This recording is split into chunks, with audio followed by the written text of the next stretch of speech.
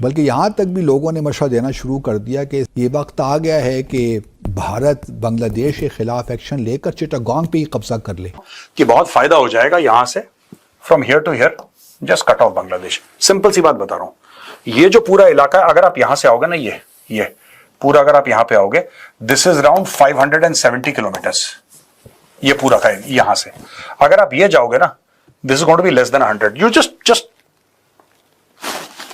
गो। Chicken neck पर भारत ने उतार दिए राफेल, ब्रह्मोस, आकाश और S-400 सिस्टम।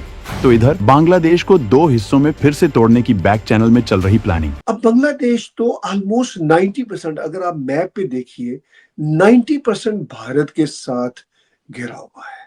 बांग्लादेश का दूसरा जो एक कोना है, वो छोटा सा, वो म्यांमार के साथ लगता है।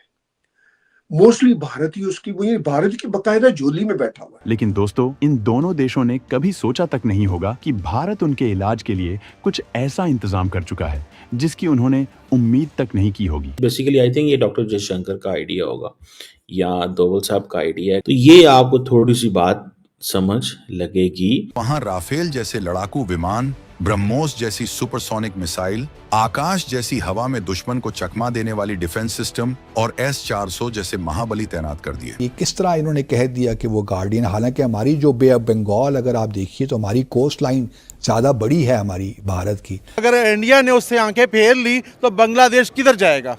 पाकिस्तान तो मतलब उसकी मदद कर रहा है, कितनी करेगा जहाँ बॉर्डर ही नहीं लगता, जहाँ चीज़ें पहुँचानी मुश्किल हैं। पाकिस्तान के पास तो अपने इजनास नहीं है, उनके कैसे पूरे करता? हाँ। वो तो अपनी चीनी के लिए लाइनों में लगा हुआ है। हाँ। दुनिया हिंदुस्तान से मांग रहा है। हाँ। भिखारी 1-1 अरब डॉलर के लिए कटोरे लेके खड़े होते हैं, नाक रगड़ते हैं। ईरान और अफगानिस्तान में डेवलपमेंट्स हुई हैं ब्रिगेडियर साहब। दोनों साइड से जो है पाकिस्तान पे एक तरह का दबाव आ रहा है और उसमें एक इंडिया का बड़ा वाजे एलिमेंट शामिल है। अच्छा, ऊपर से इनकी फर्दर बदकिस्मती, बाय द वे, वैसे तो बदकिस्मती जो इस्लामिस्ट वहां पे छा गए, यही उस देश की काफी थी। फर्दर बदकिस्मती ये हुई कि प्रेसिडेंट ट्रंप आ गए ऑफिस में।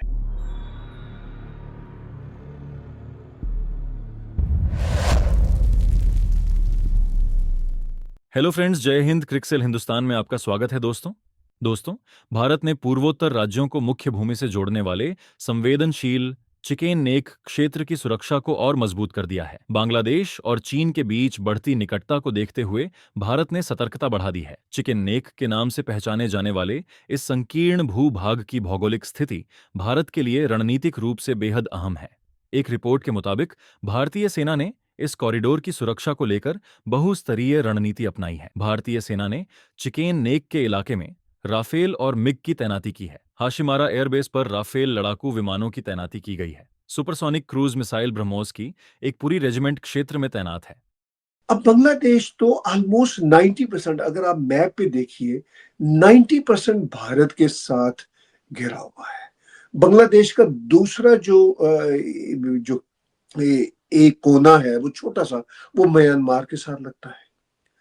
मोस्टली भारत ही उसकी, वो भारत की बकायदा झोली में बैठा हुआ है और भारत ने ही उसको पाकिस्तान से आजादी दिलवाई थी।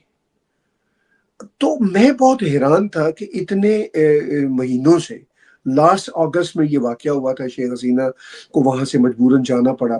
तो मेरा ये एक अजीबोगरीब ऑब्जर्वेशन था कि भाई ये कैसे मुमकिन है कि इस देश की गारमेंट इंडस्ट्री वो भारत की हेल्प से ही चल रही थी।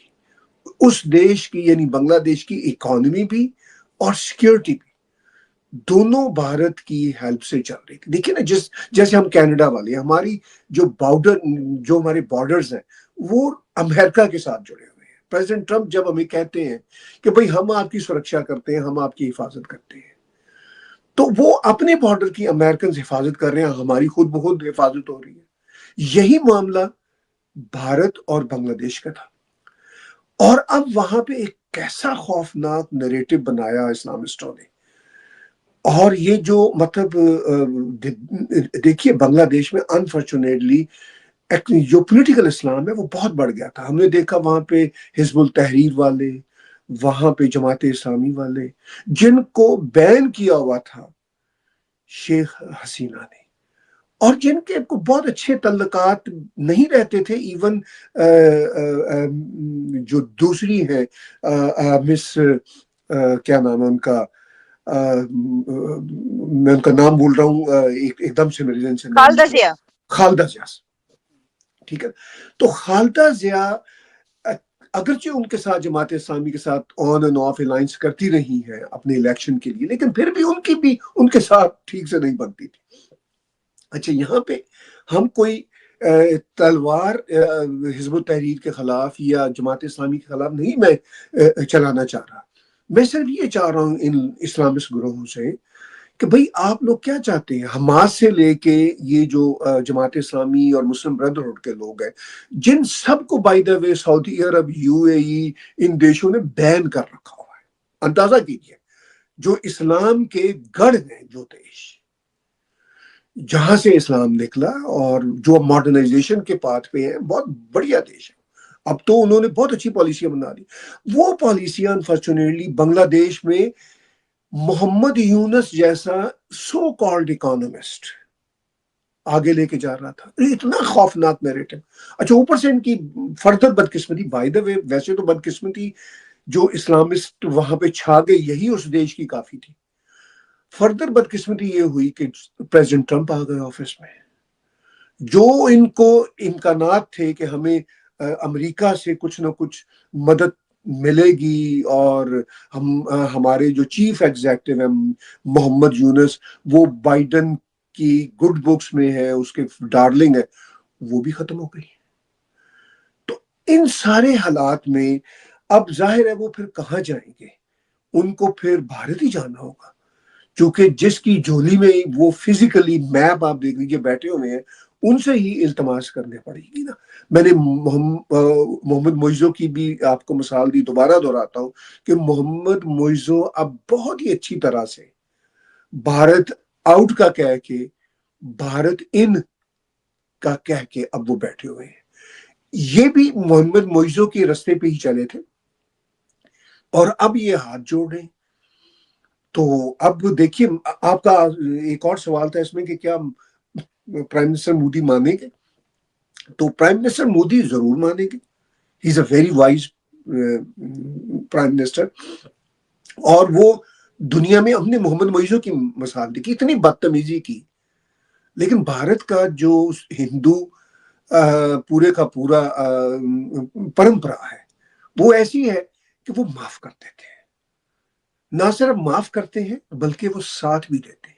मैं एक और बात जोड़ूंगा, आपने प्राइम मिनिस्टर मोदी का वो पॉडकास्ट देखा होगा, और पाकिस्तान के बारे में जब उन्होंने सवाल किया तो उन्होंने बताया कि मैं तो पूरी दुनिया के साथ अच्छे बर्ताव करता हूं, मगर बदकिस्मती से इस देश के साथ हमने हर अच्छा जेस्चर बरता। खुद मैं गया अनऑफिशियल विजिट पे पाकिस्तान, मैंने नवाज शरीफ को उस वक्त अपनी ओथ टेकिंग सेरेमनी में बुलाया, लेकिन ये क्या करते थे, जो अब पुलवामा हो जाता था, वो तो खैर बाद में, उससे पहले उड़ी हो गया, पठानकोट हो गया। ये तो प्राइम मिनिस्टर मोदी के जमाने में वाकया, तो उससे पहले जो कुछ हुआ you and I know very well. और फिर उसके बाद वो जो कहते हैं कि लातों के भूत बातों से नहीं मानते। दोस्तों, कहने वाली बात यह है कि चाइना जब मन चाहता है खटखटाने लगता है किसी भी देश को। वहां पे रूस ये कह रहा है कि साहब अगर शांति होगी तो 18 से लेकर 20% का यूक्रेन का जो इलाका है वो हमारा है। वो तो हमने इतनी जाने देकर, पता नहीं कितनी हजार से ज्यादा जाने देकर वो हमने अपनी ओर कर लिया, वो हमने ऑक्यूपाई कर लिया, अब हम उसको नहीं छोड़ेंगे। और ट्रंप भी कह रहा है हाँ ठीक है, डोंट वरी, आप ले जाओ यूक्रेन का एरिया। घेर लिया ना उन्होंने, घेर लिया ना। आज की तारीख में डोनाल्ड ट्रंप क्या कह रहा है? डोनाल्ड ट्रंप आपसे ये कह रहा है कि साहब देखो मुझे ग्रीनलैंड चाहिए, आई वॉन्ट ग्रीनलैंड। तो कहता आप ग्रीनलैंड कैसे ले सकते हो? तो डेनमार्क का कहता नहीं मुझे पसंद है, मैं ले रहा हूं। यही तो कह रहा है वो। अब ले न ले वो बात की बात है। मैं आपको दसियों और एग्जांपल्स दे सकता हूं दोस्तों। ईरान कितना बड़ा सुपर पावर है, मुझे एक बात समझ में नहीं आ रही। क्या है ईरान के पास ऐसा? कितना पैसा है ईरान के पास? लेकिन ईरान जो है हमास को भी फंड कर रहा है, हिजबुल्लाह को भी फंड कर रहा है, हुथियों को भी फंड कर रहा है। राइट? गलत कर रहा है लेकिन अपना पावर प्रोजेक्ट कर रहा है। वहां पे इजराइल, इतना सा इजराइल, छोटा सा इजराइल, उसने सबको ठोक रखा है। Saudi Arabia, foreign basis. Why do we need to be so defensive all the time? That is what I want to ask. This is not an issue of strategy. मैं आपको साफ बता रहा हूं दोस्तों, मैं स्ट्रेटेजी की बात नहीं कर रहा हूं। ये जो लोग मुझे मैसेज भेजते हैं, ये कैसे हो सकता है, ये कैसे हो सकता है, ऐसा तो हो ही नहीं सकता, ये तो बड़ा सिंपलिस्टिक है, ये तो आपने ऐसे ही बोल दिया। कोई कह रहा है कि जी ये तो ऐसे ही आपने जेम्स बॉन्ड टाइप का सोल्यूशन है। नहीं, it's not a question of a simplistic solution. ये आपका ये वाला जो इलाका है आपका, the Siliguri corridor, chicken neck, ये आपका परमानेंटली थ्रेटेंड रहेगा, राइट? आप एक बात बताइए, बिलांद भर का बांग्लादेश, इतना बड़ा भारत, ये देखिए इतना बड़ा भारत, कितने बांग्लादेश उसमें फिट आ जाएं? ये बांग्लादेश क्या कह रहा है आपसे? बांग्लादेश क्या कह रहा है? बांग्लादेश इधर इस एरिया में यहां पे आईएसआई को लेकर आया, पता है ना आपको? Bangladesh got ISI here. Bangladesh ये कह रहा है कि हम पाकिस्तान के साथ मिलिट्री एक्सरसाइजेस करेंगे, यानी कि पाकिस्तान आएगा, पूरा घूम के यहां पे आएगा, बिल्कुल यहां पे जाके ये लोग एक्सरसाइजेस करेंगे, बिल्कुल चिकन नेक के पास। ऐसा वो धमकी दे रहा है। बाद में करेगा जो करेगा, लेकिन उसकी तरफ से एक औपचारिक एक बयान आ गया कि we will do military exercises Pakistan, हम भी जाएंगे, वो लोग भी आएंगे, राइट? यहां पे एक और बात चल रही है, अभी औपचारिक रूप सामने नहीं आई, लेकिन यह भी बात चल रही है कि लाल मुनिरहाट ये जगह है, यहां पे एक बेस है, पुराना बेस है। चाइना ने बोला है कि लाल मुनिरहाट बेस हमें दे दो। ये चाइना कह रहा है बांग्लादेश को। ये गया था ना कटोरा लेके भीख मांगने के लिए शी जिनपिंग के पास। अब लोग कह रहे हैं धीरे धीरे कि ये जो बेस है ये मांगा, अभी ये मीडिया में नहीं आया है, ये उड़ती उड़ती खबर है, लेकिन ये आएगी, आज नहीं तो 4 महीने 6 महीने के बाद आएगी कि चाइना ने बोला है कि भाई ये बेस हमें चाहिए। अब आप इसको देखो जरा, मैं आपसे पूछना चाहता हूं, यहां पे अगर चाइना को बेस मिल जाता है एग्जैक्टली एट दिस लोकेशन, अगर चाइना को बेस मिल जाता है और चाइना कहता है कि यहां पे हम 1 या 2 स्क्वाड्रन हम लोग J20 की लगा रहे हैं, अगर कह देता है, मैं कह रहा हूं बांग्लादेश में कहीं भी यार, वाई हियर, हम यहां की बात क्यों ही कर रहे हैं? हम कह रहे हैं अभी तो इसकी बात हुई है ना, ये देखिए लाल मुनिरहाट की, अभी तो इसकी बात हुई है। मैं कह रहा हूं बांग्लादेश में कहीं भी, आप जानते हैं पूरा इलाका कितना थ्रेटन हो जाएगा, पूरा इलाका कितना थ्रेटन हो जाएगा हमारा, राइट? वहां पे अमेरिका कह रहा है कि हमें बेस बनाना है, चलो अमेरिका को हम एक लेवल से, 100% नहीं पर एक लेवल से फ्रेंडली पावर तो कंसिडर कर सकते हैं, कम से कम हमला नहीं करेगा। चाइना तो हमला कर चुका है इन द पास्ट। फिर ये कहना कि ये नहीं हो सकता, ये तो पॉसिबिलिटी नहीं है, हमारे प्लान, हमारी थ्योरी, भाई साहब आपके प्लान, आपकी थ्योरी, जिस दिन चाइना का यहां पे बेस आ गया, आपका प्लान और आपकी थ्योरी धरी की धरी रह जाएगी 2 मिनट के अंदर। इसलिए मैं कह रहा हूं, बार बार कह रहा हूं, डोंट वेट कि पाकिस्तानी कारगिल पे अटैक करें तब हम वापस उनको खदेड़ें, राइट? या पाकिस्तानी 1965 पे अखनूर पे चढ़ दौड़ें, फिर हम लाहौर पे अटैक करें, पाकिस्तानी ऑपरेशन चंगेज खान करें, फिर उसके बाद हम 2 लख्त करें, 2 टुकड़े करें, पाकिस्तान के ईस्ट पाकिस्तान को बांग्लादेश बनाएं, या फिर पाकिस्तानी अटैक करें 1947-48 में, हमें पता लगे, फिर उसके बाद हम अपने ट्रूप्स डालें। Please, this is not the time to be reactive, this is the time to be proactive. अगर आपको लगता है कि यह सही है तो सही है। अगर आपको लगता है, आपसे मेरे मतलब भारत को, भारत के जो पावर स्ट्रक्चर है उसको, जो भी डिसीजन मेकर्स हैं, अगर आपको लगता है सही है तो सही है। ये नैतिकता, ये सब, ये बेकार की चीजें आजकल नहीं चलती, ये सब चीजें।